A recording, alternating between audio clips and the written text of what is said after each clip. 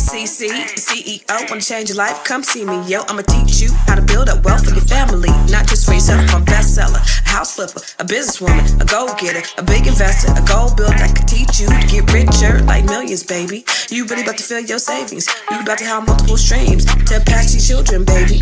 Let me teach you to get your credit on track in the long run. You'll make it all back at Catalyst and watch it all psychology black on firm, but we ain't all black. All right, everybody. Happy Thursday. What's up? You guys, come on. Ooh, I love it. You guys are so faithful to me. Thank you. Thank you for coming on in, and thank you for joining me for the Grow Your Money podcast. This is where you learn how to grow your money and not blow your money. And I'm always going to talk to you about things that I think are important to you, that I think can benefit us as a people. It's not about individualism. It's about us collectively and how can we build together. So I think we're going to have a really good conversation today, y'all. So thank you for joining. Thank you for coming in. I see y'all coming in real strong. So I appreciate you. You know, we're on several different platforms, whether you're watching us from Boyce Watkins platform or my YouTube page, I am Constance Carter, or Facebook, or X, Twitter, wherever you're watching from, put it in the comments where you're watching from, what city you're watching from. So I appreciate you. Okay. So I just want to let you know that I appreciate you. And I do want to shout you out. Okay. I may not be able to shout everybody out, but I do want to shout you out and let you know how much I appreciate you, because you know what? I know y'all could be anywhere else in the world, but you choose to be here with me and just having a conversation, because as you know, this is a dialogue and not a monologue. So I need you to talk back to me. I need you to interact with me. I need you to talk black to me. Drop this mic because I got bars. Talk back to me, interact with me, and talk black to me. That was a freestyle. You guys, y'all feel what I'll be talking about? You see how I be freestyling on a mic? Oh my God. Anyway, I love to shout you out because I do appreciate you. You know, I will probably be the best homegirl that you would ever have, because this, you know, we would just be having a good time. Let me just tell you, in real life, whatever I do, I have to have a good time. If it ain't fun, I don't want to do it. So I don't take myself serious, but I do believe that our issues are very serious and need to be tackled seriously. But I believe in doing things, you know, light and having a good time and enjoying life, because we only have one. Okay.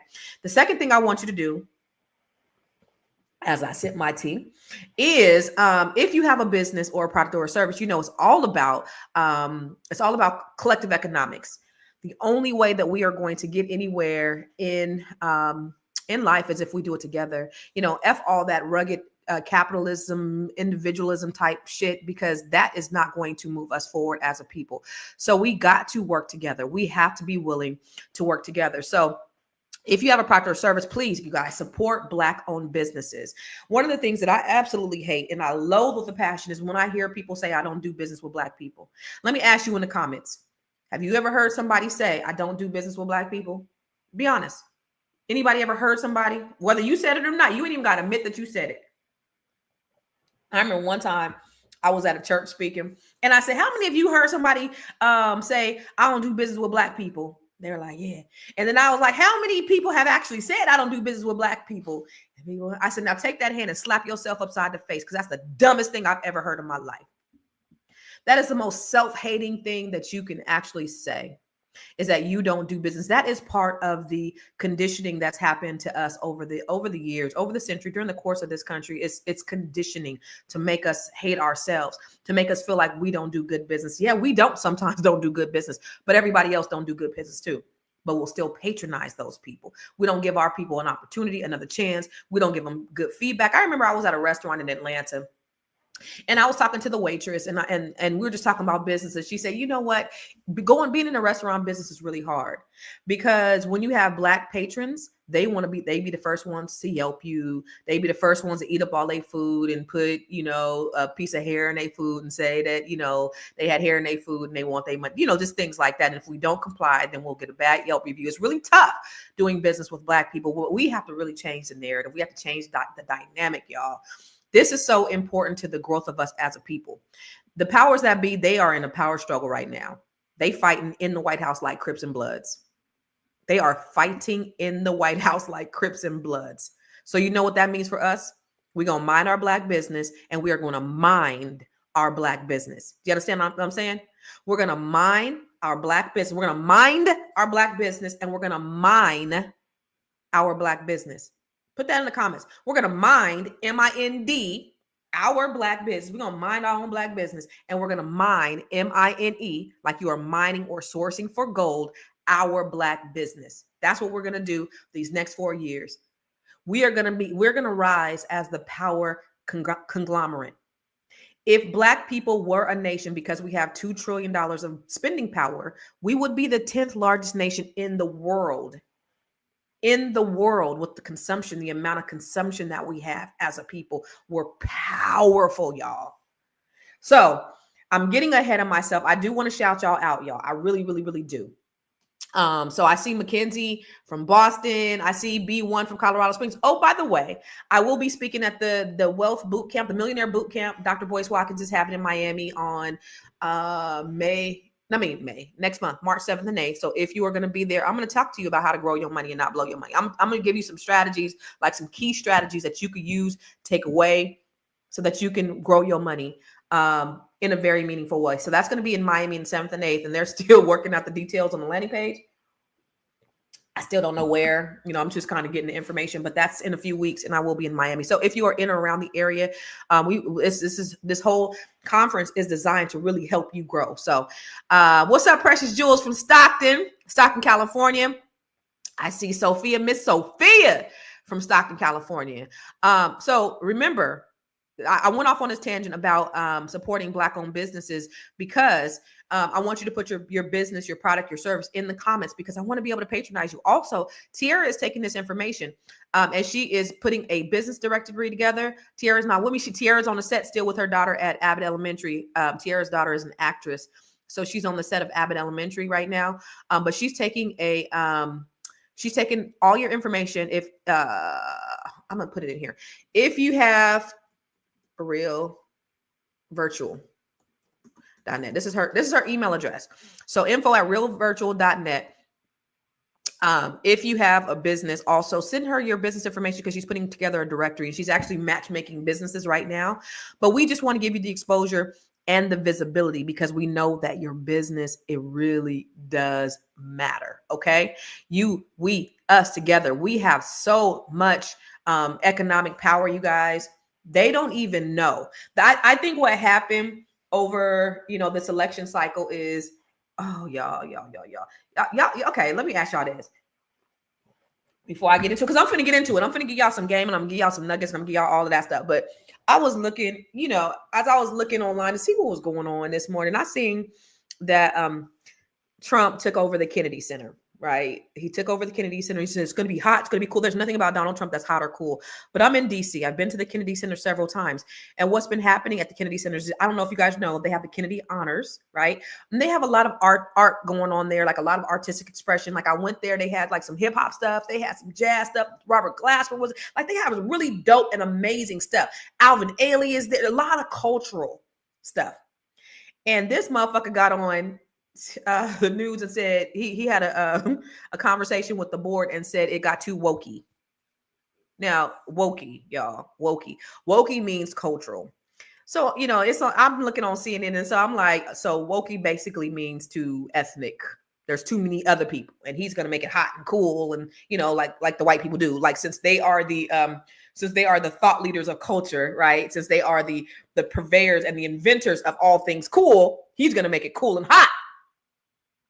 So, I posted something on the comments, and I said, okay, so wokey, I guess, means too diverse. Okay, got it. So it's about to be vanilla and white.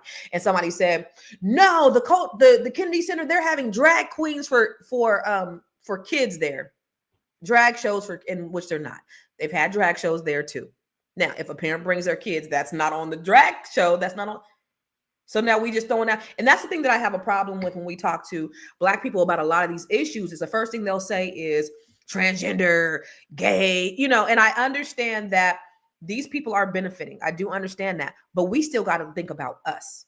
Do we want our culture destroyed because we trying to destroy somebody else? It's kind of like when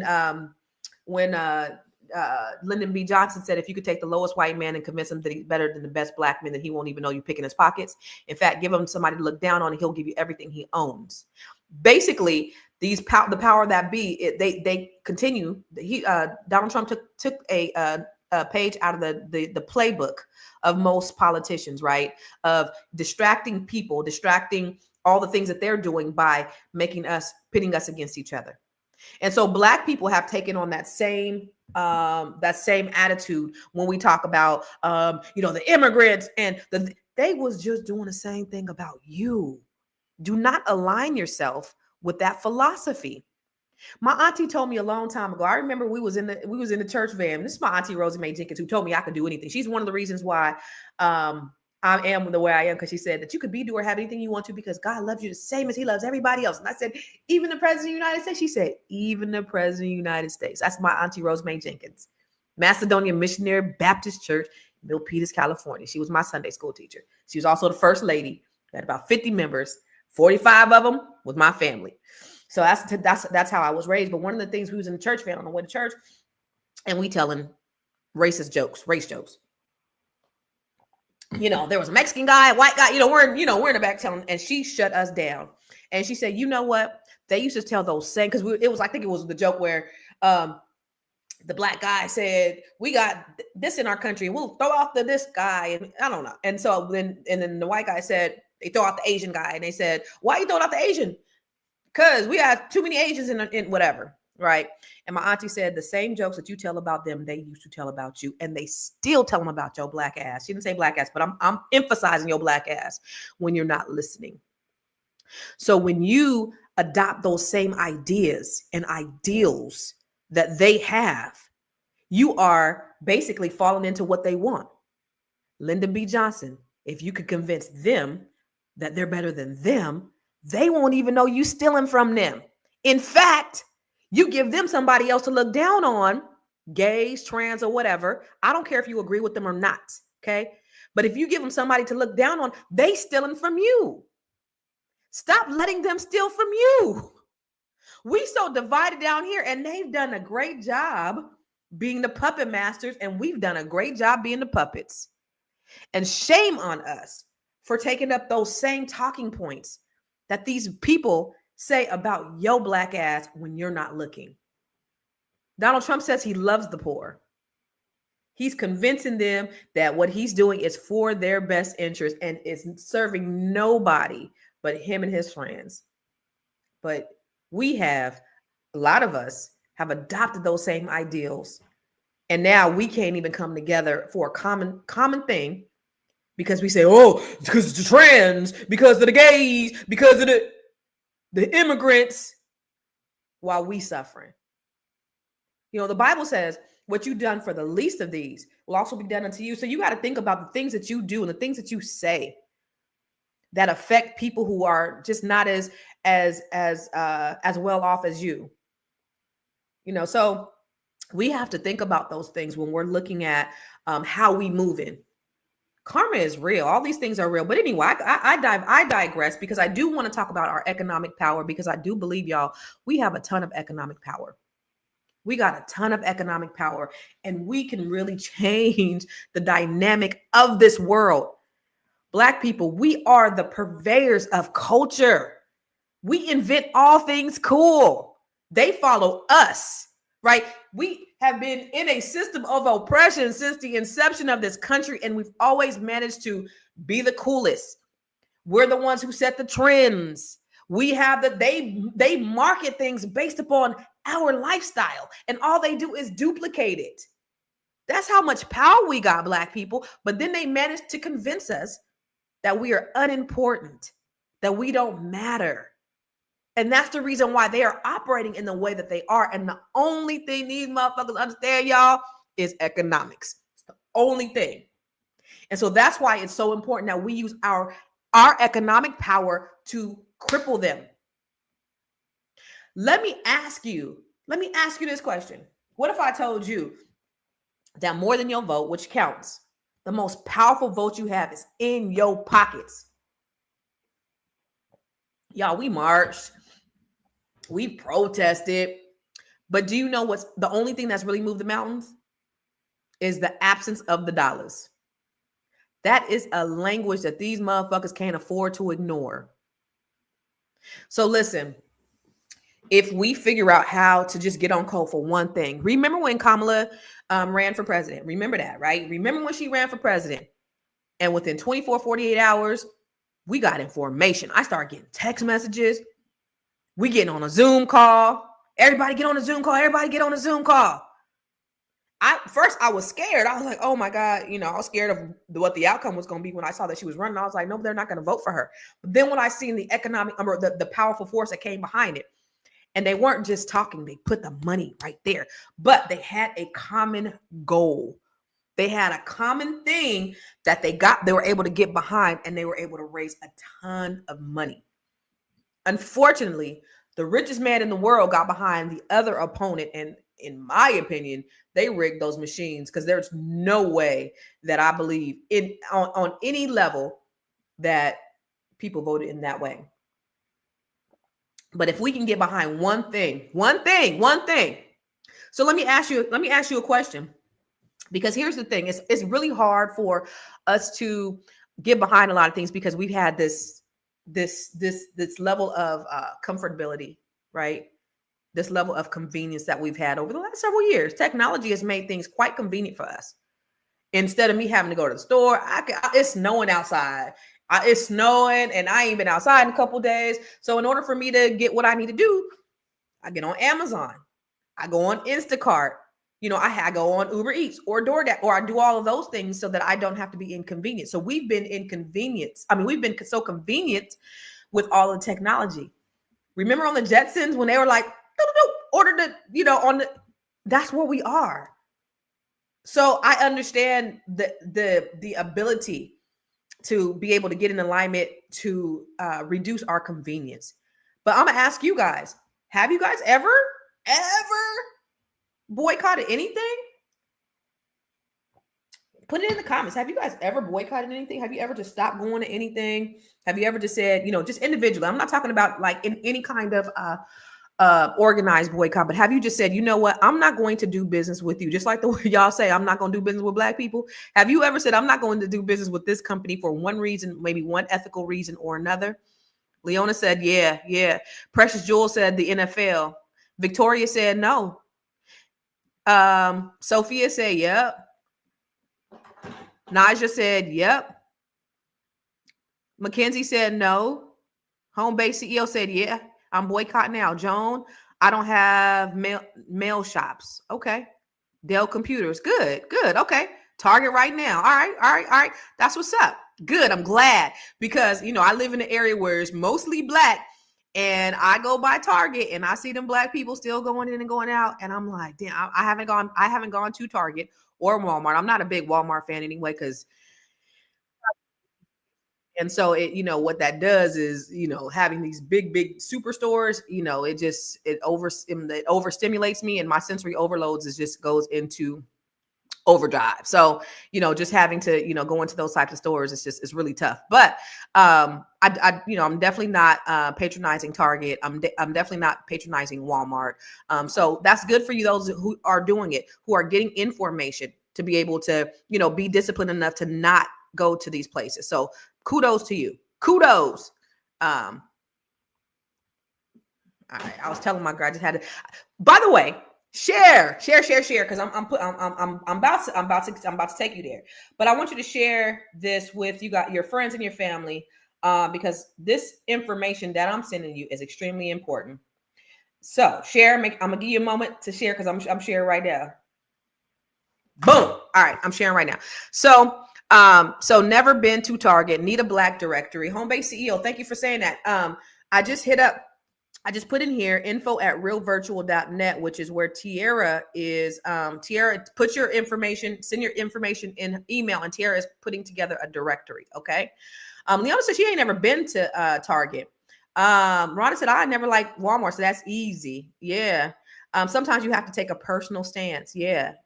Felicia said I'm not shopping at Target anymore. I was never a fan of Walmart. So what are you doing for your convenience right now? So if you're not going to Target, you never fan of Walmart, what are you doing for your very own convenience? What are you guys doing?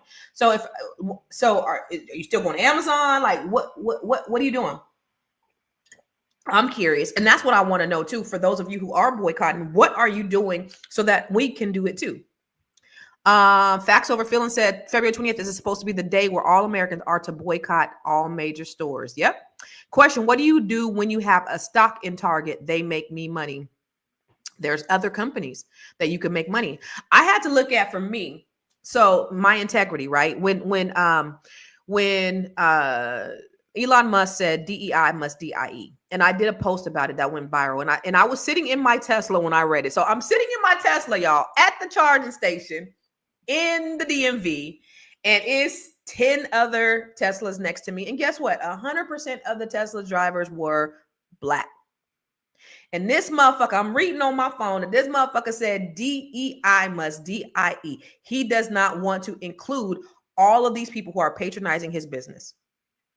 And then he says something like, what if a plane crashes because they have a DEI pilot, which has never happened, which I love, or a doctor. What if you have a DEI doctor? You want a DEI doctor to operate on you? So he's basically like those people who will come into the hospital and say, I don't want a Black doctor working on me. He probably would be that guy, right? This guy is apartheid Clyde. He grew up in apartheid South Africa, where he's benefited greatly from off the backs of Black people. So this is his thinking. So I had Tesla stock, and I said, you know what? I cannot continue, even though it was making me money. I had to pull my stock. And people were like, sis, don't do that. This is making you money, but it's also making him money by me being a shareholder in his company. So if collectively we can pull back again, it's about sacrifice.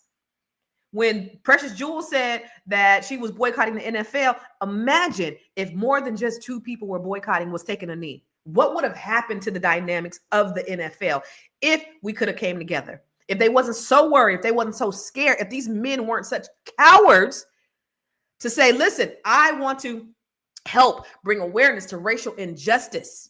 I'm not going to stand up when they sing the national anthem. I'm going in protest, in solidarity. If they would have gotten up, what would that have done to the NFL? It would look very different today. But these men didn't have enough courage to get on a knee because they thought it would affect them. But what if they would have come together? That's what we have to do. We have to think more collectively. We've been conditioned to think individually. This is rugged individualism. This is a Eurocentric idea of thinking. And Black people, we are communal. We have always, that's in our DNA. We are community minded. That's why when they say it takes a village to raise a child, that's an African proverb. That's what we have. But we've lost that, being and having our DNA intermixed with these Eurocentric ideals and values. So imagine if they would have done that. So for you, those of you, like Felicia said, I wasn't really crazy about Walmart. I'm not shopping at Target. Where are you? Where are you shopping? Teresa said, all money ain't good money. I live by that motto.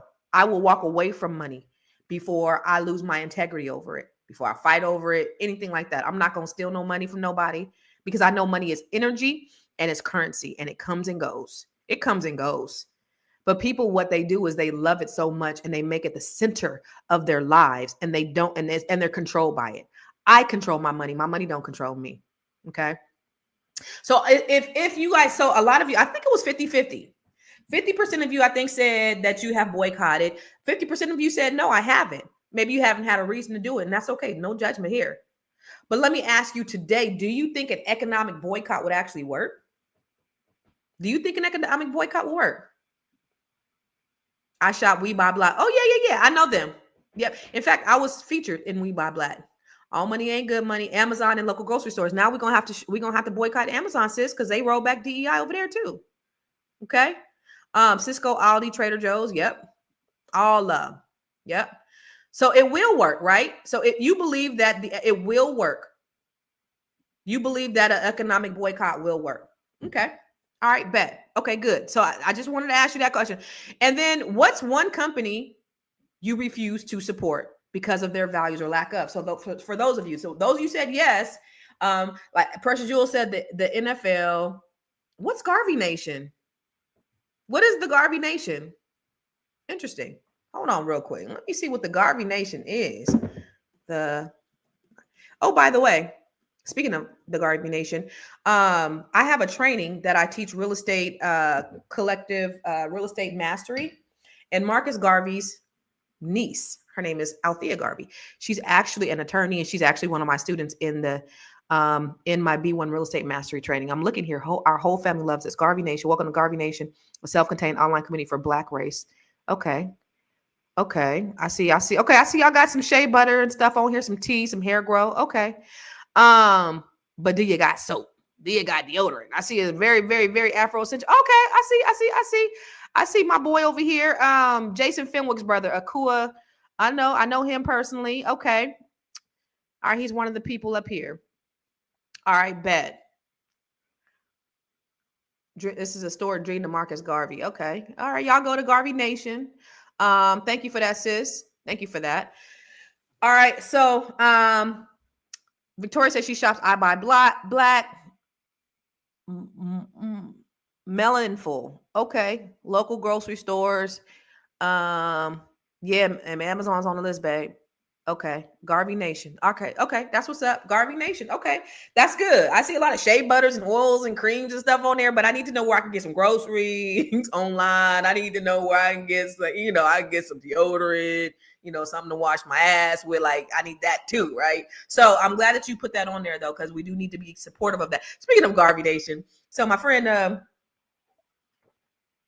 Dr. Umar, we were texting back and forth last week, and he texted me. He said, "Good Garvey morning, Empress."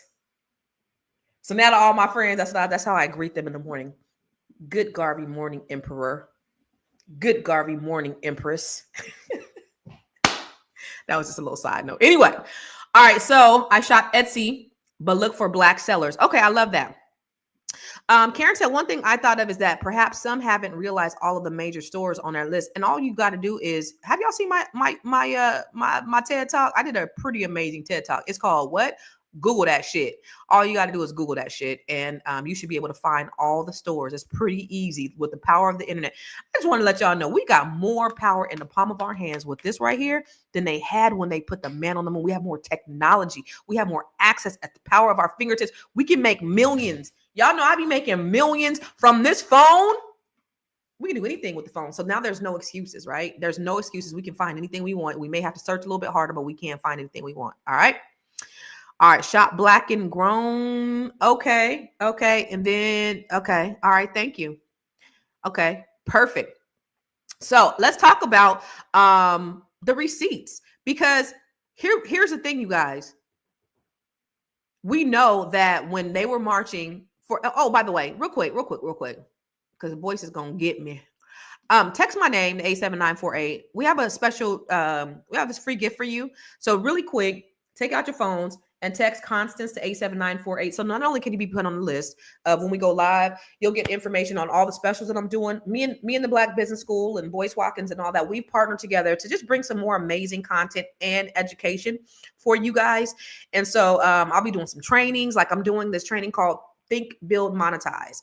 And this is a 2-day training in March where I'm going to be helping you. And I don't even have the flyer here, but this is a 2-day training in March where I'm going to be helping you take your idea and bring it to life. That's what it's called. It's called Bring Your Idea to Life. But the website is thinkbuildmonetize.com. Let me see if I have the link up here. Thinkbuildmonetize.com. And it's $997, 2 days to spend with me. But there is a 60% discount if you type in the coupon code BBS for Black Business School. So everybody who's on here, if you want to spend 2 days with me with the Bring Your Idea to Life training that I'll be doing March. Oh shit. No, February, March. Wait a minute. I think that might be the same weekend. Wait a minute. Do I got to move it again? I already had to move it. Let me look at this. Y'all, see, this is what happens when you live.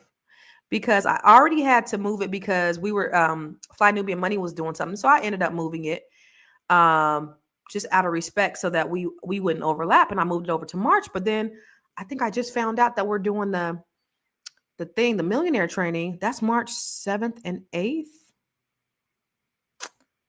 I'm going to have to move that again because I have it March 8th and 9th. No. Do I have it March 8th and 9th? No. March 1st and 2nd. No. I don't know. I'm going to have to move it out. Shit. All right, so for those of you guys who are registered, I gotta move it out. This is live. This is breaking news. I gotta move this training. I already have lots of people signed up for it, but I have to move this training because two things. We're gonna be in Miami on March 7th and 8th, and I believe it's March 8th and 9th. So we're going to be in Miami that weekend. So the next weekend, we're going to do the 2-day training. Probably the next weekend, we're going to do the 2-day training with me. I'll change it out on the thing, but go to thinkbuildmonetize.com and sign up for this training. I am so sorry. Oh my God, I can't believe it. Okay, I got to move it again. But we will be in Miami. Dr. Boyce Watkins, myself, I'm sure Dr. Alicia, Dr. Lene Javette, probably. I'm not sure. I know Tierra. We're all going to be in Miami on March 7th and 8th. And I'm going to be showing you really in person how to grow your money and not blow your money for the Millionaire Bootcamp weekend. So make sure that you be on the lookout. You be on the lookout for that because I don't have the website for that right now. Sorry, I just had to break away from your regularly scheduled program. But I want to talk about the receipts of why this is so important, why our economics are important. Because again, like I said, Black people, we have $2 trillion in spending power. It was 1.7, it was 1.2, then it was 1.5, then it was 1.7. They said in 2025, we projected to have $2 trillion of spending power and only 2 cents is spent in our community. 6 hours. 6 hours. When you look at the most prosperous communities, Asian communities, the dollar circulates in their communities 20 days. Jews. And I'm telling you, these Jewish people, they said, y'all, I study them. They said there's a few reasons why they said they keep, and I always talk about the part where we're talking about collective economics.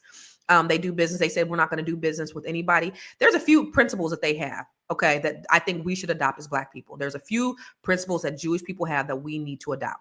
They said, number one, they only do business with themselves. I always talk about that. They said they don't go outside of their community until they look at doing business with themselves first. They will not, I ain't doing business with your Black ass. They ain't doing business with your Hispanic ass. They ain't doing business with your Asian ass. They're only doing business with people inside their community. That's number one.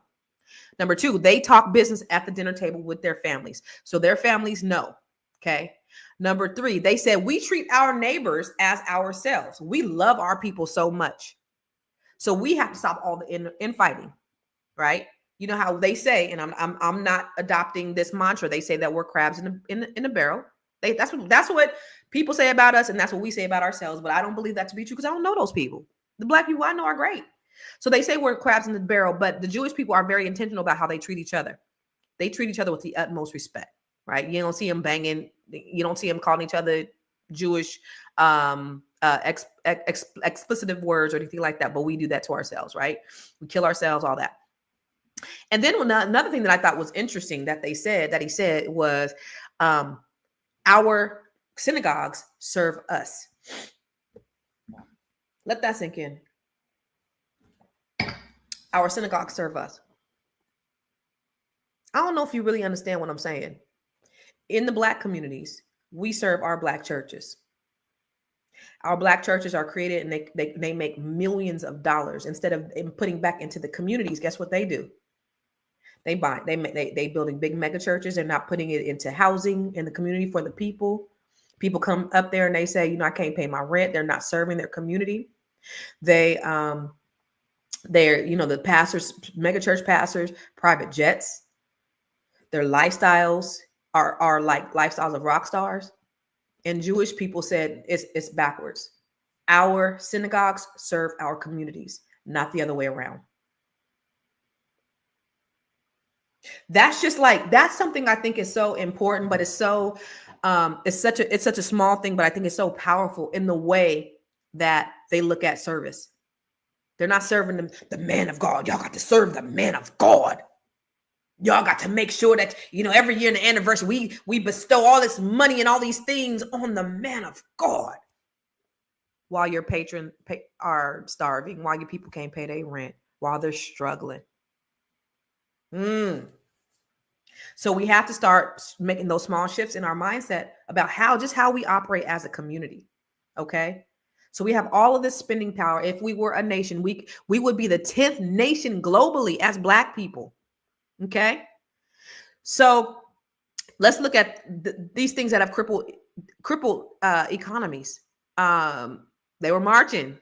in the 50s and the 60s. But what ended up crippling the economy? The Montgomery bus boycott. They stayed off the buses for 381 days, and it wasn't the marches, y'all. It was the economic pressure from an empty bus seat. They lost an estimated $3,000 back then per day. That's over $1 million a year back then. And they had no choice but to desegregate. They had no choice but to make a change. These Black people, instead of them getting on a bus like they normally did, because they were the biggest patrons of the bus system, they were walking to work miles. They were carpooling. They were taking taxis. They were doing what they had to do in order to send a message that this shit ain't cool, that you need us.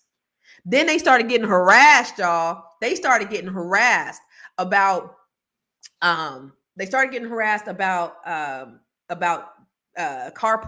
They were getting pulled over. Police were harassing them, trying to make them get on the bus. How you gonna make me get on the bus? And it worked. It took 381 days. It took over a year, but it worked. So we have to get out of that thinking, that microwave thinking, that instant gratification. It might take some sacrifice. It might take you having a carpool. It might take you having to be inconvenienced. But when you look at the bigger picture of what this is going to do to the powers that be, because when you think about Project 2025, y'all, Project 2025 wasn't just created in 2024, 2023. That was a 20-year process that they put millions and millions and millions of dollars in, planning for today, a time such as this. But I believe they underestimated us, Black people. They've underestimated us. So you have another thing, the Delano grape strike. Farmers said, no justice, no grapes. And they said, we're not going to work. That boycott lasted 5 years. I remember when I was little, I remember they would have stickers that said, no uvas. I was like, what's uvas? I'm from San Jose, California. We had a lot of Mexicans.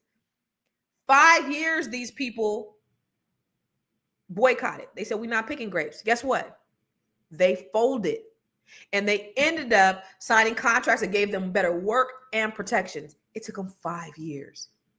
Even the anti-apartheid boycotts, when nations came together, it brought them to their knees. Because when you have economic isolations from corporations and the government, it collapsed. You want to know why boycotts work? Is because they need us, not as employees. And I'm not talking about you go begging nobody for a job. They need our dollars. Let me hit you with some real hard facts, okay? We spend only 2 cents in every Black dollar is circulated. But what happens when we hold our dollars? Companies, they lose revenue. Their stock prices, they drop. That's why I said, I know you got stock in Target, sis, but if you start taking your money out of their companies, they lose money. So their stock prices drop. And then their investors start asking questions. Well, maybe that DEI thing wasn't so bad. And suddenly what happens? Oh, we find a budget for DEI. Oh, now DEI is important. DEI was never really important to them. The optics were important to them. It should have been important to us, but it didn't help us in the way that it was supposed to help us. But DEI meant Black-owned business. It meant DEI in their eyes mean Black, but who it really helped was not us. But still what they're doing, guys, it doesn't even matter that, we're DEI don't help us anyway. They're sending a message. The message is that we don't want to help your Black ass, period. Even though we use that DEI policy to promote other people, to promote white women, to promote veterans, to promote gay men, more so than us, right? The message is we ain't effing with you. That's the message. So think about this. They'll lose sales. If just 10% of Black consumers stop spending in 1 week, y'all, 1 week, they could lose $300 million. If we stop spending, retailers, just a week, 300, you telling me they don't need you? And then what'll happen to their companies? They'll see sales drop by up to 25%. That's enough to force layoffs, shake up leadership, and yes, bring DEI back on the table in a way that we demand is brought back to the table. Okay? Them not doing business with us, them saying, that's not a priority. We don't want equity. We don't want inclusion. We just want vanilla. We want to kiss the ring of this man who is in power that wants to be the king. He wants to be a dictator. So the thing about it is, on February 28th, there are companies that we should boycott. And I'm so glad, like Felicia said, I'm already boycotting Target. I am too, sis. If we could do a sustained boycott, it sends a message of who we are as a people. And you're going to start taking us serious. So there's a few companies off top that we need to look at boycotting. So Amazon, Walmart, McDonald's, Ford. Put these on your list. Take a picture of this, screenshot this or whatever, but put this on your list of companies to boycott. Okay? So these are some companies that you need to boycott, but I want you to really zero in like on McDonald's. That's something you can go without some McDonald's. Walmart, you can go without Walmart. Amazon, Target, Starbucks. Y'all, I got my own coffee right now. I ain't been to Starbucks in a minute because I'm not going to pay $10 for a cup of coffee. But even buying the Starbucks stuff in the grocery store, like your homemade Starbucks. So look at these companies, and then you tell them what this means to you. You tell them what your dollars mean to them, because that's the only thing that they understand. More than black and white, green matters. So, oh yeah, Home Depot, and I think Lowe's too, right? Reed said we can take $300 million and buy land. And you know what's so funny? And I always talk about this. And if you ever listen to me, you'll always hear me talk about this. We were promised 40 acres and a mule in 1865. And we didn't get our 40 acres and a mule. President Abraham Lincoln promised the slaves, the freed slaves, that they were going to give us 40 acres and a mule. Before I talk about that, though, I do want, because there's a point to that. I want to share with you really quick some of the things that you need to do at this time, especially right now, getting information with getting your mind right, your mindset right, your money tight, because over the next 4 years, it's about to get real. So I have a training called the Grow Your Money. It's Constance Carter, your wealth activist, and it is time to get in the gym. The Grow Your Money Club. The Grow Your Money Club is a 12-month comprehensive training where I teach you how to build a sustainable business and go from being an employee to an investor. Go to growyourmoney.club to sign up today.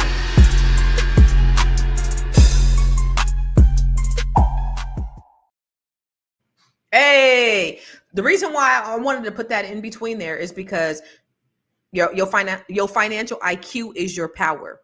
I was listening to Boyce before I got on here, and one of the things he said people want to assimilate themselves to wealth, but they have no concept of being wealthy. He said something like that. I forget. He didn't say those exact words, but people, they'll get this money. When you look at like the NFL, 80% of athletes end up going broke within the first several years, within 5 years of retirement. They end up going broke. So they made, $50 million, $100 million. They end up going broke within 5 years of retirement because they have no financial IQ. They don't know the concept of money, how to grow their money, how to invest their money. And so that's the reason why what I do is so important. That's why what's so important is because I want to help people, everybody from all walks of life. I want to be able to help you to increase your financial IQ. Now, I do something specifically for Black women, which is called the Net 7 Collective, where I coach Black women personally. That's when you get hands-on with me every single week, and not just with me, but a community of unicorn women that I hand select. Like, everybody can be a part of the Net 7 Collective. It's so funny. Last night, because we had a meeting last night. Last night we were doing our strengths. So I have them do a strengths assessment, and we talk about our strengths. And so I took my strengths assessment like back 12 years ago. But one of the things it said on my strengths, which was 10 years ago, it says something about like, I make sure that I hand select certain people to whatever. And I do. Because their energy and synergy is extremely important to me, and what they bring and how we can not only receive, because you're going to receive a lot of things, but you have to be willing to give. So having those types of people are important to what I'm doing inside that community with these Black women. And it's just been amazing. It's been absolutely amazing. But sorry, back to your regularly scheduled program. So the reason why I was talking about in 1865, the Emancipation Proclamation, which said that we were supposed to get 40 acres and a mule. And then who's that? Andrew Jackson or Andrew Johnson, the president, after he was assassinated, reversed that. We ain't giving them shit. Figure it out. So we figured it out, right? So Black people started acquiring land. We had like 19 million acres of land. We started, becoming, and this is what I've been sharing with you during Black History Month. This is, and it's just the more I study Black history, it's just been so fascinating because, we've been in the most terriblest times, the most, when we've suffered the most atrocities is when we, it seemed like we were the most resilient, and we were the most creative, and we were the most ingenious. And even though they said, we're going to work you for 400 years and we not going to give you no money and we're not going to give you anything, y'all figure it out. And we figured it out. And they still tried to set us back. They still, every time we got land and they come burn our towns down, they think of a reason why we shouldn't have anything, or they think of a reason why we should be jailed. And then they put us in their prison systems. And it's been so many things, right? And it's so funny because even on social media, people be like, it'd be your white brothers and sisters that be like, get over it. That was a long time ago. Quit talking about that. When it was really like my grandmother's time period. It wasn't that long ago. That directly affects me and impacts me, right? But anyway, they've benefited. So we work all this time. And then they call us lazy, right? So then they made us believe that we were lazy. So they're like, they take back the 40 acres and a mule, and then they give white people in the Homestead Act. You just had to be white. There was no other qualifications, but you just had to be white. So in 1862, they created the Homestead Act, where they gave millions of acres of land to white people for free. All they had to do was farm the land. I've been talking about this for years, right? So they don't give us anything for free labor, but then for people who aren't doing nothing, they give them free land. And that's how they're able to build wealth. And then they tell us to pick yourself up by your bootstraps. You're just being lazy. You're just inner fighting. You're selling drugs to each other. Well, we don't get the drugs. We don't bring the drugs from Colombia. Well, guess who did? The CIA. And they brought the guns to the community so that we can kill like all these things, right? But yet we were still resilient. And this is the reason. This is what I want us to really wake up and really understand. Because while we just be fighting over this silly ass shit, they are thinking strategically. Project 2025 has been in the making since the 80s. They played a long game. So when we look at boycotting things, and when we think about not conveniencing ourselves, we got to think about the long game. We got to stop thinking about what's convenient for us right now. We got to stop being so microwaved in our mentality, and we got to start thinking about community and stop thinking about me. Think about how this is going to affect my folks. Think about how this is going to affect my kids. Think about how this is going to affect my children's children. The Bible says a good man leaves an inheritance for his children and his children's children. So what are you going to do? What are you going to do? So let me ask you something. Do you think that Black buying power has been respected or exploited? Put it in the comments. Has Black buying power been respected by the retailers, by the powers that be, or has it been exploited? They love our culture, but they hate us. They'll take our dollars, but they don't want us. So when people tell you who they are, like Maya Angelou said, you got to believe them motherfuckers. They said, we don't want your Black ass. Believe them. Do you believe that sustained boycotts can force change? I hope you do. I really, really hope you do. Because that's the only way that we are going to do it. So I know y'all said, I seen a few people in the comments say, yeah, February 28th, I'm going to be boycotting. So I want you to make a commitment in the comments. Are you willing to make the sacrifice?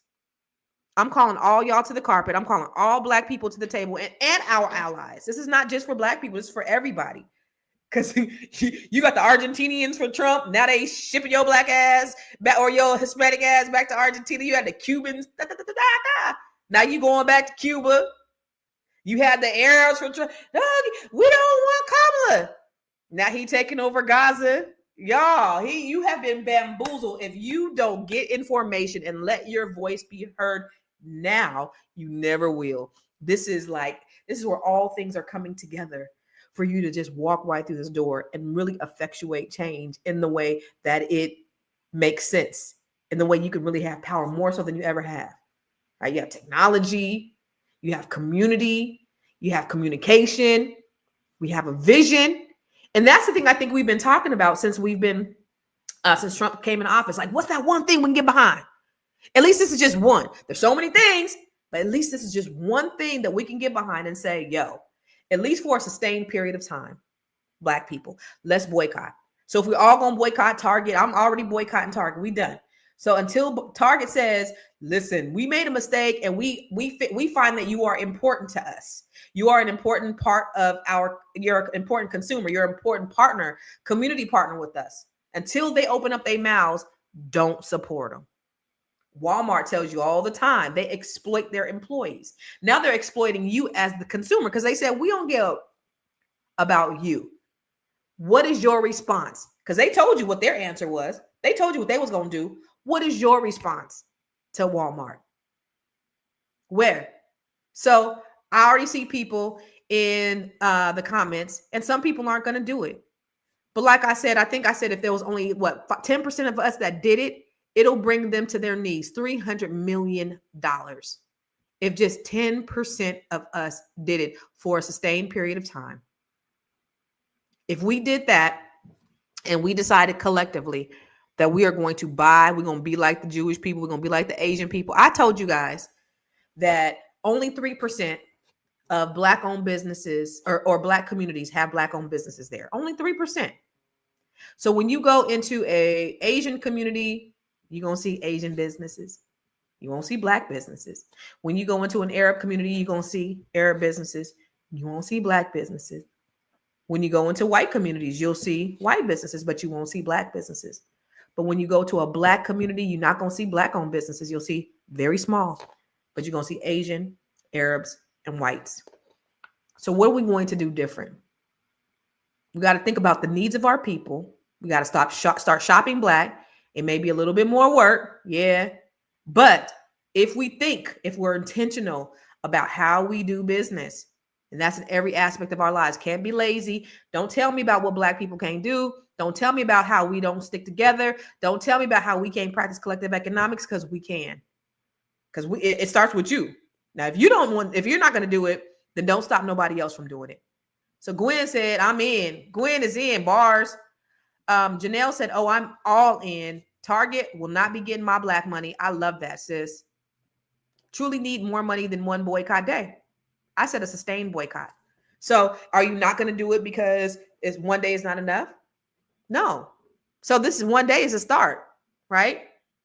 Exploit. It's good to boycott these companies. I already buy Black when I can, but this will force me to look to seek out new Black-owned businesses. Costco said, look, I don't give a fuck what y'all saying. We're still going to be inclusive. And I love Costco CEO just from the onset where he's like, I really can make millions as a CEO, but I'm not going to. I'm going to go ahead and give myself this salary because I want to make sure that the people who work for me, that they can feed their families. That's the type of ethics that you don't see in corporate America.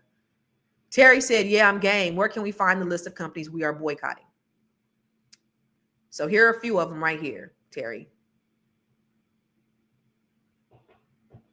All right. These are just Ford. That's where you see your name. That's Ford down there, McDonald's, Walmart, Amazon. But all you got to do is GTS. Watch my TED Talk. Google that shit. Okay. And I want to just shout you out. I see you. Non-growth medium is not a culture, including etymology. Okay, whatever. Yes. Joan is in. Okay, she said I will. All right, bet. I see all you. Okay, y'all coming in. Leona said I boycott now. Did it say Black don't crack? Okay. Target did not pull Black businesses. No, they didn't. I didn't say they pulled Black business products from their shelves. They said they are not they're pulling back their DEI efforts. They didn't say they're pulling back their Black products. So that just because there's Black products doesn't mean that they support your Black ass. They're Black products. They already have contracts with these people, and it don't mean that they will, because that will affect their bottom line. They're just saying that you're not a priority as a customer. That's what they're saying. Karen said, I'm in. All right, bet. So that's the conversation I wanted to have with you all today. Is I want to just talk to you about showing who's the real power structure. The real power structure is not these corporations. It's you. So February, even though February 28th is the day to withhold our dollars, it could be more than just February the 28th. Okay. We've built these empires with our labor and our loyalty. Now it's time to build the power with our dollars. Your dollars matter. I don't care if you got two, like the old folks say, two nickels to rub together. Them two nickels, they matter. So I'm trying to tell you, when you see that, when you start to make change, and historically, then this is the reason. And I love history. I'm a history buff. I love history. But this is the reason why I always try to go back to history, just to kind of give you a foundation of why things are the way they are and what the perspective is and what's happened in the history. Because if we really understand history, then we can understand how we move forward in the future. So I love the fact that Home-Based CEO said, I'm in. Black neighborhoods had stores before integration. I missed that. And I wish I was around back then, but we can actually bring that back. We can bring that back. When Greenwood in Tulsa, Oklahoma, Black Wall Street, when it was burned down and bombed. Oh, by the way, y'all know it was not only burned down by mobs, but it was bombed by the federal government. Just like the federal government killed Martin Luther King, the federal government killed MLK, and J. Edgar Hoover said the biggest threat to America was Negro unity. They also bombed Greenwood and Tulsa, Oklahoma from the sky. And they rebuilt, and they went from 600 businesses to 300 businesses. And when they rebuilt, the way that Black Wall Street was destroyed a second time was because of integration. Because now when we no longer had to do business with each other, we didn't. Because we thought the white man's ice was colder. We thought they nasty ass food was better. We thought they were better. We bought into the idea of supremacy. But if we look at internally ourselves and what we have and know how skilled, our people could cook like nobody's business. We're creative. We are the purveyors of art and all of these things, and science and mathematics that came from our DNA. And if we knew the power that we had, we would do things so much differently. So I'm gonna get on out of here and listen. I want to show you. I've been doing every day. In February, I am doing a Black History Spotlight, y'all. Wait, I'm gonna show you this, but I'm gonna come back because I normally end the program after this. But I do want to talk to you about this one because I just need you guys. I want to get your feedback. So I'm gonna show y'all this video and then I'm gonna come back and then we can get up out of here. Okay, y'all ready? All right, let's go. Imagine this: Black people who wanted freedom were diagnosed with a mental illness. Yep, you heard that right. In 1851, a white doctor named Samuel Cartwright came up with a fake medical condition called drapetomania. This so-called disease that made enslaved people want to escape. Now let's talk about how they tried to make Black resistance look like insanity. Now let's be clear, drapetomania was not a real illness. It was junk science, created to justify According slavery to Oxford and Dictionary, keep Black people drapetomania in is a chains. Samuel term Cartwright, for a a mental white illness that doctor caused in the enslaved South, people claimed to that if run an away from enslaved their person masters ran away, in the it wasn't because they 19th were being century. abused or overworked or treated like property. No, he said it was a medical disorder. Cure? A whooping, hard labor, and more control. Now let that sink in. Wanting basic freedom was literally pathologized as a disease. And this wasn't just some wild theory, it was actually used to justify brutal punishments for enslaved people who tried to escape. Cartwright even wrote that if enslaved people were treated properly, aka completely submissive to their masters, they wouldn't catch this disease. But let's talk about what this really means. This was about controlling Black minds, not just Black bodies. Because if they could make Black people believe that resistance was unnatural, that freedom was crazy, they could keep slavery going without as many revolts. And let's be clear, this mindset never fully went away. So basically, the message was, be a good slave or you're sick. And the next time when somebody says, why are y'all still talking about slavery? Remind them that we have to know our past in order to fight for our future. So the next time somebody tells you that slavery wasn't that bad, remind them that they literally called freedom a disease. So drop a Black fist in the comments if you learned something new and share this so more people will know the truth.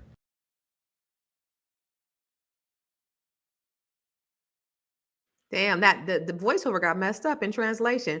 But did you guys see that? Did you guys see this is the kind of mental diabolicalness that these people do. They said because people ran away from being brutalized, they had a mental illness. And if you beat them and if you treat them wrong and put them in line, they won't be mentally insane and they'll still work for you.